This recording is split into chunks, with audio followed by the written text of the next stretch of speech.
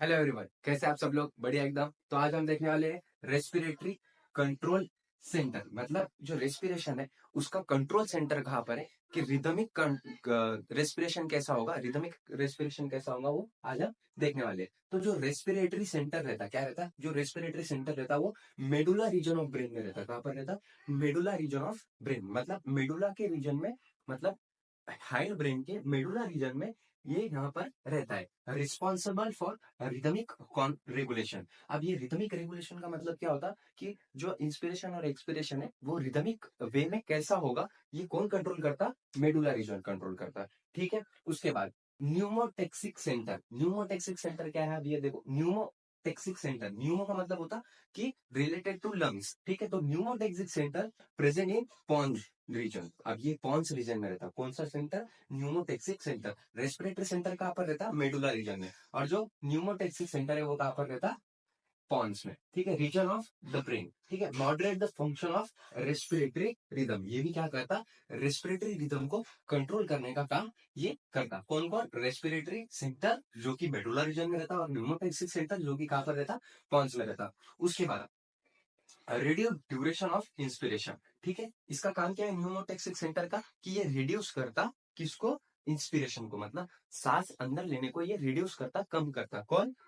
Pneumotaxic centre. ठीक है। उसके बाद कीमो सेंसिटिव एरिया। अब कीमो सेंसिटिव एरिया, कीमो मतलब केमिकल होता, तो केमिकल से याद रखना, सेंसिटिव टू O2 एंड H+आयन। H+आयन और CO2 का ये सेंसिटिव रहता। सेंसिटिव मतलब ये उसको सेंसिटिव रहता, कि मतलब CO2 बढ़ गया बॉडी में और H+ कॉन्सेंट्रेशन बॉडी में बढ़ गया, तो क्या होगा? CO2 और H+ कॉन्सेंट्रेशन अगर बॉडी में बढ़ गया तो उसकी वजह से क्या होगा? ये एक्टिवेट हो जाएगा। कौन? कीमो सेंसिटिव एरिया बॉडी में का। ठीक है। उसके बाद receptor associated with aortic arch and carotid artery. मतलब जो रिसेप्टर है वो कैरोटिड आर्टरी और आर्टिक आर्च से ये रिलेटेड रहता है। Respirator receptor recognise change in O2। ये क्या करते हैं? आर्टिक आर्च और कैरोटिड आर्टरी के जो भी ये रहते हैं अपने रिसेप्टर रहते हैं, वो क्या करते हैं? रिकॉग्नाइज करते हैं CO2 को और H+ कॉन्सेंट्रेशन को, एंड टेक एक्शन। और उसके वजह से वो एक्शन लेते हैं उस पर। ठीक है। उसके बाद role of O2 in the regulation of respiratory rhythm is insignificant. मतलब जो रोल है O2 का, जो रोल है O2 का रेस्पिरेटरी रिदम में, वो इनसिग्निफिकेंट है। इनसिग्निफिकेंट है मतलब उसका रोल हमको मालूम नहीं है कि उसका रोल क्या है। किसका रोल? O2 का रोल हमको अभी तक मालूम नहीं है कि उसका रोल क्या है। मतलब रेस्पिरेशन में O2 का रोल, रेस्पिरेटरी कंट्रोल सेंटर में O2 का रोल हमको मालूम नहीं है, वेराज CO2 और H+ आयन का रोल हमको मालूम है। ये बहुत ज्यादा इंपॉर्टेंट है, याद रखना, नीट में आ सकता है। ठीक है। समझ में आ गया इतना अच्छे से एकदम? इसको मिटा के हम आगे का पढ़ लेते हैं। हमारा लास्ट टॉपिक है respiration and exchange of gas में। तो वो कौन सा है? कि डिसऑर्डर्स, रिलेटेड टू डिसऑर्डर्स और क्लिनिकल एनाटॉमी। तो देख लेते हैं हम।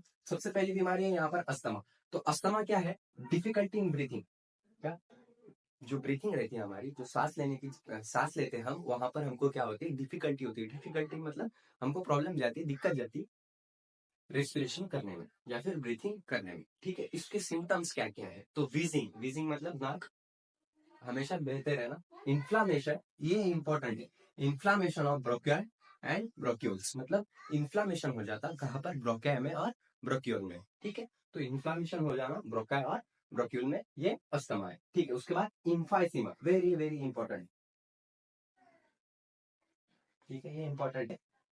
क्रोनिक डिसऑर्डर, क्रोनिक डिसऑर्डर मतलब ये क्रोनिक डिसऑर्डर है, एक्यूट डिसऑर्डर में। ये क्रोनिक है मतलब थोड़ा डेंजर है। क्यों होता है?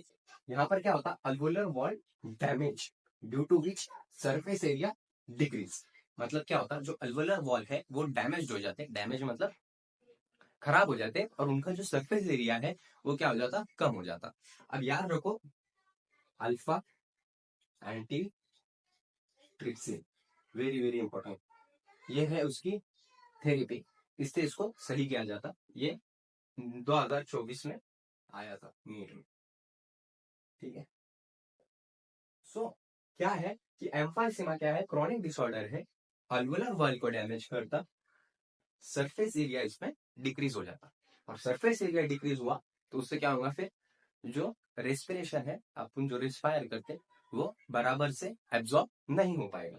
ठीक है, इसका मेन कॉज क्या है? स्मोकिंग, सिगरेट फूकना या फिर सिगरेट पीना या फिर स्मोक करना, इसका मेन कॉज है। उसके बाद ऑक्यूपेशनल रेस्पिरेटरी डिसऑर्डर। देखो ऑक्यूपेशनल, उसका नाम ही बता रहा है ऑक्यूपेशनल का, कि ऑक्यूपेशन मतलब ऐसा रेस्पिरेटरी डिसऑर्डर जिससे हम ऑक्यूपेशन, जो ऑक्यूपेशन करते उसकी वजह से होने वाला।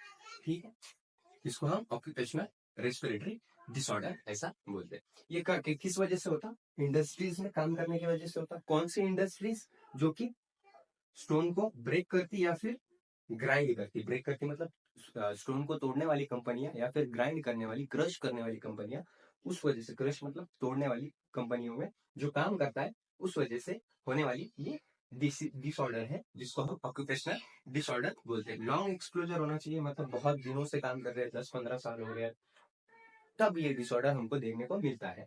ठीक है, फाइब्रोसिस होता है इसमें। फाइब्रोसिस मतलब जो लंग्स के टिश्यू है वो फूल जाते। मैं बता दूंगा अगर हो पाया तो वीडियो में कि फाइब्रोसिस कैसा होगा, तो वो फूल जाते। ठीक है, जो लंग्स के टिश्यू है, इसकी वजह से सीरियस डैमेज होगा। और लंग डिसीज ये एक बहुत बड़ा सीरियस डिसीज है, सीरियस मुद्दा है, इसलिए हमको ध्यान रखना चाहिए ऑक्यूपेशनल रेस्पिरेटरी डिसऑर्डर का, कि वो होना जो काम कर रहे हैं वहां पर अपना स्टोन क्रैशिंग और ग्राइंडिंग कंपनियों में। ठीक है, यहाँ पर हमारा पूरा चैप्टर कंप्लीट होगा और रेस्पिरेशन हमने पूरा कंप्लीट कर दिए। इसके बाद हम नेक्स्ट चैप्टर देखेंगे, इसका अगला वाला chapter. Thank you so much. अगर वीडियो अच्छा लगा होगा तो लाइक जरूर करना। Have a great day.